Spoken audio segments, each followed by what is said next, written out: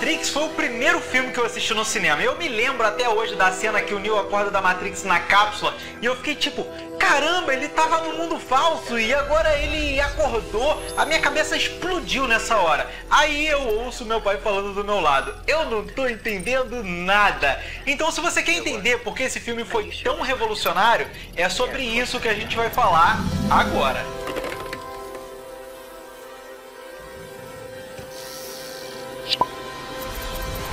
E aí, pessoal, pra quem não me conhece, eu sou o André, e a primeira coisa que nós precisamos entender para saber por que o Matrix foi tão revolucionário é a época em que ele foi lançado. Como é que era o mundo em 1999, o ano de lançamento do Matrix. E nessa época nós estávamos em uma transição do mundo analógico que existia antes para o mundo digital de hoje em dia. Existiam computadores, mas a maioria das pessoas ainda não tinha. E para quem tinha, já até existia a internet, mas não era nem de perto a internet de hoje. Não tinha YouTube, Instagram, Facebook, Twitter, nada disso. E também não existia smartphone. Já se falava de computadores há um tempo, já existiam sistemas informatizados em banco, aeroporto, em tudo quanto é lugar, mas para as pessoas mesmo, computadores e internet estavam começando a se popularizar nessa época. Tá, mas o que isso tem a ver com o filme? Como esse mundo virtual estava surgindo nessa época, um filme que trata exatamente desses temas, né? Mundo virtual, revolução das máquinas, fusão entre homem e máquina, isso chamou muita atenção na época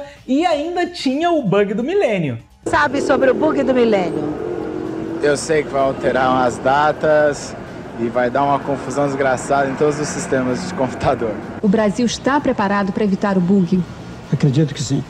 O bug do milênio era um problema que poderia ocorrer nos computadores na passagem do ano de 1999 para 2000 por causa de um problema lá em como os computadores entendiam as datas. Ou seja, em 99 era o dia inteiro os jornais falando do problema que ia acontecer, os computadores iam ficar malucos, ia ser o bug do milênio, tudo ia virar um caos. E o Matrix é um filme que fala de computadores se voltando contra a humanidade, então o timing foi perfeito. Vamos falar do filme então, não adianta acertar o timing e o filme ser ruim. A primeira cena do filme, ela serve para te grudar na cadeira e prender a sua atenção de uma maneira absurda. Você tem os agentes com a polícia indo capturar a Trinity. Você não conhece os personagens ainda, mas fica evidente que os agentes, eles são os vilões. Mas se eles são os vilões, por que eles estão com a polícia? E eles saem pulando dos prédios? Como é que eles fazem isso? E tem hora que eles estão num lugar e aparecem em outro, parece que eles dão teleporte. E a Trinity, ela tá procurando um telefone. Mas por quê? E por que tem que ser aquele telefone? Essa cena, ela mostra um monte de conceitos que ainda vão ser explicados, mas isso te gera uma curiosidade que prende a sua atenção. Isso sem falar de toda a ação. Você tem bullet time logo de cara para ficar maluco logo. A perseguição no telhado, ela tem uma dinâmica e alguns ângulos de câmera que parece muito com uma história em quadrinho. Parece que conseguiram pela primeira vez no cinema transpor uma história em quadrinho para tela. E tudo isso foi uma surpresa. Nessa época não tinha um monte de trailer, teaser, vazamento, teoria, youtuber fazendo análise. Esse suspense do começo do filme de o que é Matrix, isso não é só no filme. Quem assistia também não sabia o que era Matrix. A gente vai descobrindo junto com o filme. O marketing desse filme era todo baseado em o que é Matrix. Vamos falar sobre as influências do filme. E aqui a gente entra num buraco sem fundo, porque o que esse filme tem é influência, referência, citação. O Matrix, ele foi criado pelos irmãos Wachowski, que hoje são as irmãs Wachowski, Lily e Lana. Mas esse filme, ele não foi bem idealizado de forma original, mas sim todo construído com base em referências. Então, quais que são as principais influências do Matrix? Ghost in the Shell tem mangá, tem anime, a adaptação do mangá em filme saiu em 95 e se você assistir dá pra perceber na hora que visualmente tem muita semelhança com Matrix. Os cabos na nuca, as telas de código, tudo veio daí. A cena do tiroteio no segundo prédio é muito parecida com a cena final do Ghost in the Shell. E vários conceitos como inteligência artificial, união entre homem e máquina, implante de memórias falsas, tudo tá no Ghost in the Shell e foi usado de alguma forma no Matrix. Ninja Scroll de 93, anime lá das antigas, também serviu de referência, só que agora para as lutas de artes marciais. O Matrix tem muito Kung Fu. Tem a cena clássica lá do Neo falando I know Kung Fu, e toda essa parte de artes marciais vem de obras orientais estilo Tigre e o Dragão, que não é referência, tá? O Tigre e o Dragão é de 2000, mas é só pra vocês entenderem que tipo de filme eu tô falando. Essas obras de Kung Fu, que todo mundo voa, e que pra uma obra oriental não causa estranheza, faz parte de uma espécie de licença poética das artes marciais, mas no Matrix isso precisava ser justificado, e foi porque, na verdade, eles estavam dentro de uma simulação. Mas no Matrix você também tem essas lutas de Kung Fu que todo mundo voa. Como outras referências, ainda podemos citar o Vingador do Futuro, que também tem essa questão de estar dentro de uma simulação, que na verdade não estava, mas isso é uma dúvida durante o filme.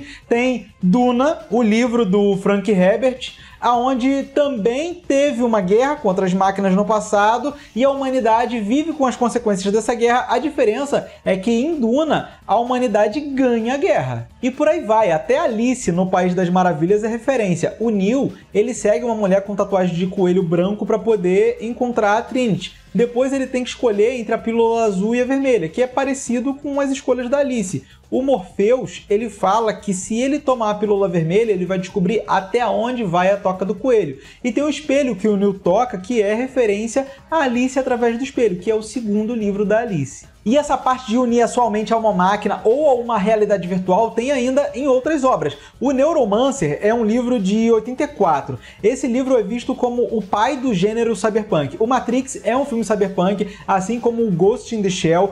Tudo veio desse livro. E o Neuromancer tem uma espécie de internet que é uma simulação e que as pessoas entram através de um plug na cabeça. Um outro filme no estilo cyberpunk também é o Johnny Mnemonic de 95. E esse filme é inclusive com o próprio Keanu Reeves. E também tem essa parada de plugar a cabeça no computador. E é bem provável que o Keanu Reeves tenha sido escolhido para o Matrix em 99 por causa desse filme de 95. E agora que eu comecei a falar sobre o Keanu Reeves, vamos conversar um pouquinho sobre os atores. O Keanu Reeves, ele não é um bom ator. Desculpa aí quem gosta. Eu gosto, na verdade. Eu assisto os filmes do Keanu Reeves desde criança. Bill e Ted, Velocidade Máxima, Caçadores de Emoções, o próprio Johnny Mnemonic que eu acabei de falar, mas a verdade é que, embora ele seja esforçado, ele é limitado como ator. Não é que ele seja ruim, mas ele também não é um Anthony Hopkins. Só que no Matrix isso não é um problema, porque existem alguns filmes que a complexidade ela tá toda no personagem.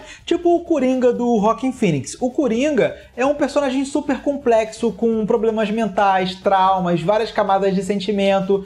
Quando isso acontece num filme, normalmente tudo em volta desse personagem é simples. O universo do Coringa é um contexto urbano normal, com criminalidade, desigualdade, mas nada muito fora da realidade. Não tem nenhum conceito complexo para ser absorvido. Já no Matrix é o contrário. O universo é muito complexo e tem vários conceitos que, se você não absorver, você não vai conseguir acompanhar o filme. E quando você tem um filme assim, o personagem, ele tem que ser mais simples. O Neo, ele não tem muita variação de expressão, ele fala pouco, é sempre direto, também não tem muita variação de sentimento, isso porque ele precisa ser mais simples, já que tudo em volta dele já é muito complexo. Os outros personagens, eles seguem essa mesma linha, mas dentro desse conceito, eles são muito bons e os atores, eles também estão muito bem dentro do filme. Você tem o Lawrence Fishburne como Morpheus, a Carrie-Anne Moss como Trinity, o Hugo Weaving é o Agente Smith, o Joey Pantoliano como o Cypher, e esses são os personagens mais relevantes e, como eu falei, eles são bem simples. O Morfeu, ele quer encontrar o escolhido, depois ser mentor do escolhido, essa é a motivação dele, ele acredita nisso e é só. A Trinity, ela é o interesse romântico do Neo. O Oráculo tinha falado pra ela que ela ia se apaixonar pelo escolhido e é isso. O Cypher é o cara que se arrependeu, ele quer voltar pra Matrix e ele vai trair o Morfeu pra isso. Todas motivações simples, mas muito bem encaixadas dentro do roteiro. Não é porque o personagem não é complexo que eles não são bons. Eles são muito bons, na verdade, porque as motivações deles, apesar de simples, são muito bem justificadas e desenvolvidas durante o filme. Só o Agente Smith, que é um pouco mais complexo que os outros. Ele é o mais passional, ele é o personagem que mais expressa os sentimentos. Aquele discurso que ele faz quando o Morfeu foi capturado, você sente que ele tem uma raiva da humanidade e tem algum tipo de complexo interior, tanto que ele tira o fone para poder falar, e o curioso é que ele é o único que é uma máquina.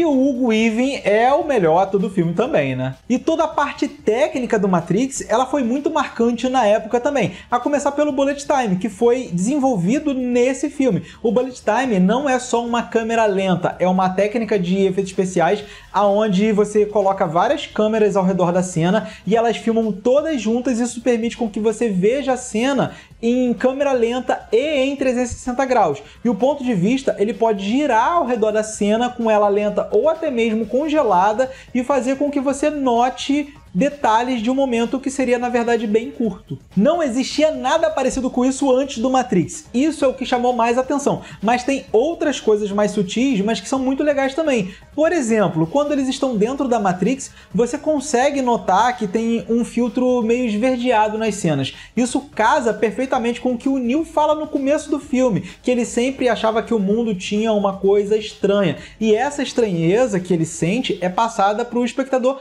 através desse filtro esverdeado.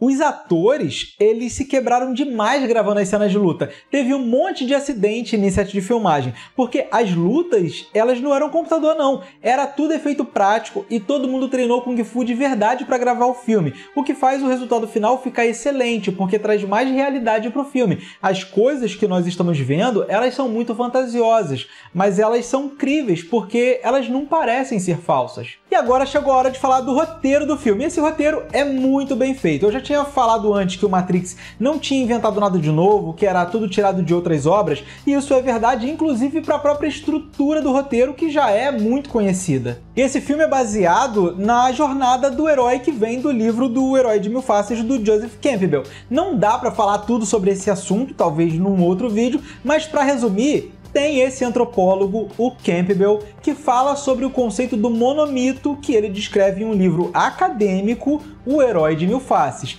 E basicamente ele descreve que existem similaridades entre todas as histórias de heróis contadas por toda a história da humanidade. E um outro cara chamado Christopher Vogler, que é roteirista, ele simplificou ao máximo o trabalho do Campbell e escreveu um livro chamado A Jornada do Escritor. Esse livro serve como um guia de 12 passos de como deve ser uma história de herói. E é aí que entra o Matrix. O Matrix, assim como outros filmes, eles usam esses 12 passos como uma estrutura de roteiro. Eu vou falar rapidamente os passos aqui, tem a explicação mais aprofundada de como deve ser cada passo, mas só pelo nome vocês já vão ter uma ideia do que cada um significa. 1. O mundo comum, Neo na vida comum de programador. 2. O chamado à aventura. O Morfeu, ele entra em contato e fala o que o Neo tem que fazer. Essa cena é ótima porque o Morfeu liga e ele fala logo na cara: você é o escolhido.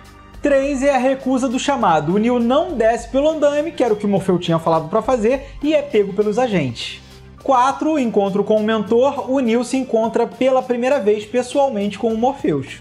5. Travessia do primeiro limiar. O Neo decide seguir o Morpheus e ele toma a pílula vermelha. 6. Prova aliados e inimigos. O Neo conhece a tripulação da Nabucodonosor, que são os aliados, e recebe instruções sobre quem são os agentes, os inimigos. 7. Aproximação da caverna secreta. O Neo, ele recebe treinamento e entende que em algum momento vai ter que enfrentar os agentes. 8. Aprovação. O Neo sai na sua primeira missão, ele encontra o oráculo, mas as coisas dão errado, eles são traídos pelo Cypher, a tripulação quase toda morre e o Morpheus é capturado. 9. A recompensa. O Neo lembra do conselho do oráculo, perde o medo e ganha confiança de que vai conseguir resgatar o Morpheus. 10. O caminho de volta. O Neo entra novamente na Matrix, só que agora para resgatar o Morpheus. E 11, a ressurreição. Esse é o confronto final com o agente Smith, e é nessa luta que o Neo morre, mas ressuscita para vencer definitivamente o agente. Nem sempre a ressurreição é literal, mas no caso do Matrix é. E finalmente 12, retorno com o Elixir. O Neo retorna para o mundo real, agora como escolhido disposto a enfrentar as máquinas e libertar a humanidade. Outros filmes que também seguem a jornada do herói são Star Wars, Senhor dos Anéis, Harry Potter, O Rei Leão e vários outros, mas o Matrix é o único que eu vi até hoje que segue os 12 passos ponto a ponto, em sequência e literalmente. Os outros que eu citei, eles seguem a jornada do herói, mas isso não significa necessariamente que foi intencional. O Matrix foi intencional. Então esse roteiro é todo construído com elementos que já estavam aí, a estrutura, as referências, as citações, inspirações, mas o grande mérito desse roteiro é organizar todos esses elementos tirados de várias outras obras e colocar em uma história com essa estrutura da jornada do herói, de maneira que a história fique coerente, e isso foi feito muito bem. E agora só faltou falar sobre toda a filosofia que tem no Matrix. Logo no começo do filme, tem um livro no quarto do Neo que é o Simulacro and Simulation, de Jean Baudrillard. E esse Baudrillard, ele afirma que a sociedade atual, ela substituiu toda a realidade e significados por símbolos e signos, tornando a experiência humana uma simulação da realidade. Mas o que se falou muito na época que o Matrix foi lançado foi sobre a alegoria da caverna do Platão, que é uma espécie de historinha para explicar um conceito filosófico mais complicado, que é o mundo das ideias. Esse conceito do mundo das ideias diz que tudo que nós vemos no mundo material, na verdade, é uma cópia imperfeita de algo que está nesse mundo das ideias. Uma cadeira, por exemplo, ela tem várias formas diferentes, ela é efêmera, passageira. Já o conceito, a ideia de cadeira, ela é eterna. Então uma cadeira material é uma cópia imperfeita da cadeira real que existe nesse mundo das ideias. Complicado, né? Então foi por isso que o Platão criou a alegoria da caverna. E a alegoria da caverna é o seguinte: imagina que tem vários prisioneiros numa caverna e eles nasceram ali, eles não sabem que existe um mundo exterior, eles nem sabem que eles são prisioneiros, porque eles só conhecem aquela condição. Tudo que eles veem do mundo exterior são umas sombras de uns objetos que eles veem na parede, e para eles essas sombras, elas são a realidade. Um dia, um desses prisioneiros é libertado e tem acesso ao mundo exterior, e com o tempo ele entende o que é o mundo exterior e percebe que tudo que ele conhecia antes era apenas uma sombra das coisas que são realmente a realidade. Quando esse prisioneiro volta para a caverna e tenta falar para os outros como que é o mundo lá fora, eles não entendem, eles acham que o cara ficou maluco, porque eles não conseguem compreender, já que a realidade deles ainda é feita das sombras na parede. Nessa alegoria, o mundo exterior é esse mundo das ideias. Nós somos os prisioneiros e as sombras nas paredes é o mundo material, que é feito das cópias imperfeitas de tudo que existe nesse mundo das ideias. E o Matrix é uma grande alegoria da caverna. O Neo é um prisioneiro que nem sabia que era um prisioneiro. Ele só enxergava uma realidade falsa. E quando ele é liberto e entende o que é o mundo real e volta para dentro do mundo falso, as pessoas naquele mundo, elas não vão entender do que ele está falando se ele tentar alertar elas. Por isso que o Morfeu fala no começo do filme que não dá para explicar o que é a Matrix. Ele precisa ver a Matrix. Então esse filme é marcante porque ele é impecável em todos os aspectos, como roteiro, efeitos, coreografia de luta e tudo mais. E ele saiu na época certa, tinha tudo a ver o que estava acontecendo no mundo em 1999 com os assuntos tratados no filme, e ele poderia ser visto como somente um filme de ação e luta, mas para quem tivesse atento, tinha também toda essa camada de discussão filosófica, ou seja, é um filme que agrada todo mundo, desde o cinéfilo chato até o tiozão que só queria ver um filme de tiroteio e explosão. Então, pessoal, por hoje é isso. Espero ter ajudado vocês de alguma forma, acrescentado alguma informação. Lembra de se inscrever aqui nesse canal para continuar acompanhando conteúdo parecido com esse. E se você gostou desse estilo de vídeo, fazendo uma resenha, coloca aqui embaixo nos comentários para eu trazer mais vídeos de resenhas de filmes clássicos parecidos com esse daqui. Então, por hoje é isso. Muito obrigado, falou, até mais e tchau!